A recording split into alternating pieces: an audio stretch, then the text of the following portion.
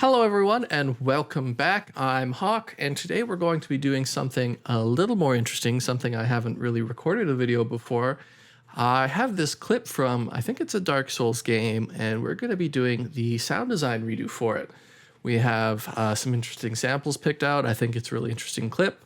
So we're going to dive into it. We're going to see how to design it and go from there. As you can see, we have this man in full metal armor with this giant sword, and he's swinging it around and he's slamming it into the ground. There's a lot of magic effects, a lot of movement. So we're going to see what we can do to really bring this attack to life, give it some energy, and really give it an impact so we know that this guy is doing some damage. Now, since we're doing a sound design redo for this entire clip, I'm going to do a bit more than just the effects. I'm also going to cut sort of the environment around him so that we get a whole concrete sound base for the entire clip. So step one for me is going to be ambiances. You know, as we can see, we have this nice grassy area. It's really open, a lot of foliage, a lot of short shrubbery. So what I'm thinking is maybe we'll cut in some nice low wind, maybe some rustling grass sounds, and we're gonna see what that gives us for a base. I think that works out quite well. And then what I wanted to actually add next is when we watch the clip, we see some leaves on the right, so this tree. So I'm thinking we might add some foliage sounds in, specifically pan to the right. So we'll see what we get when we add that extra detail in.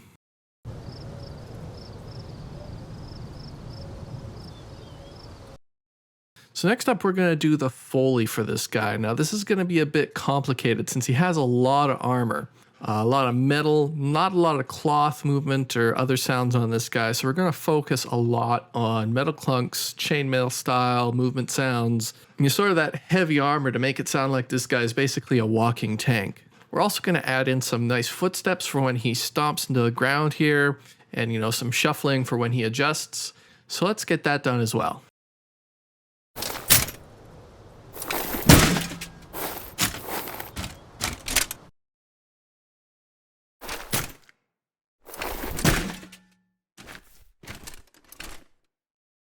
All right, so this is giving us a pretty good base. We have the background ambience built in. We have some Foley that's giving us some basic movement.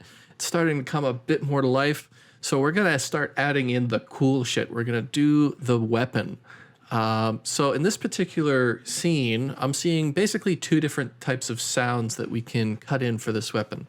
The first is the actual weapon itself, the physical item. It's swinging around and it's slamming into the dirt really heavy. And the second one I see is the magic that sort of surrounds it and explodes near the end. So let's start with the actual hardware and see where it goes from there. I'm thinking some spinning sounds for over the head and a really nice heavy metal to dirt slam down with maybe some dirt and debris sounds flying everywhere. We're gonna really build it in and see what we get. Now, experimenting around with some of those swinging sounds proved to be a bit more difficult, and they weren't working in a way that was coming together cohesively. So for the buildup of the sound, I decided to focus a lot more on the magical aspect, which we'll cover in a couple minutes.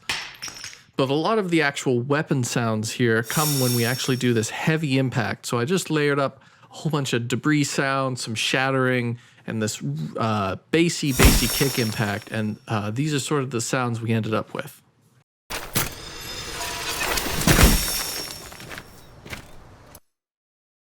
Now in there you heard some of those magical sound design choices I'd already made. Interestingly enough, I designed a lot of that outside of my main DAW Nuendo here, and I designed them inside of Ableton because it gives you more design options for reversing audio clips and freezing and exporting it right away, so you can do a lot more crazy sound design stuff there.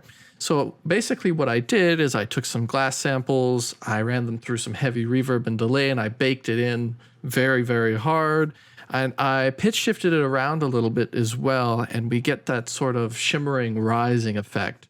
And if you hear those samples that are more sharp, that sound reversed, that's actually also glass as well. So I use a lot of glass samples to kind of emulate that, those shining little bits that are building around as it turns all magical.